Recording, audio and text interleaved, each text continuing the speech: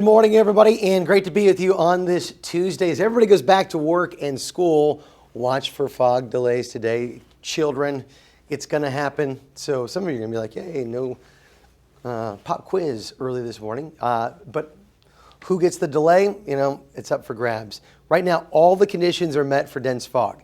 Temperature equals dew point, humidity 100%, and winds not moving. That's everything you need for dense fog, and it goes from Bakersfield all the way up to Eureka.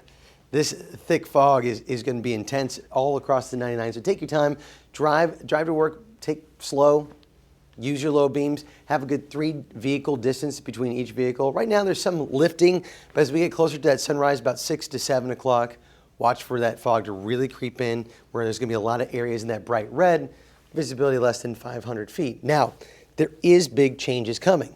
The stable area that's been overhead, this ridge, is going to start breaking down from this guy here. It's going to start moving inland, coming in Thursday to Friday morning.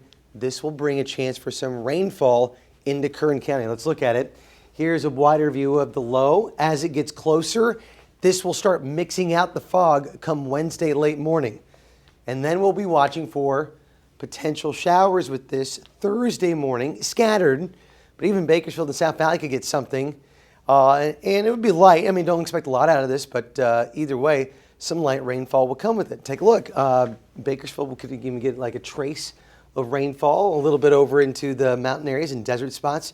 That's where the focus will be, mountain and desert areas. But once this comes through, it will knock out the fog. So give me 2 more days of the fog, and then we'll get that light chance of showers. Notice temperatures don't change too much at all, but the fog will be gone. So 2 more days of the fog, and then light rainfall showing up on Thursday. After that, it's quiet and it stays seasonably comfortable.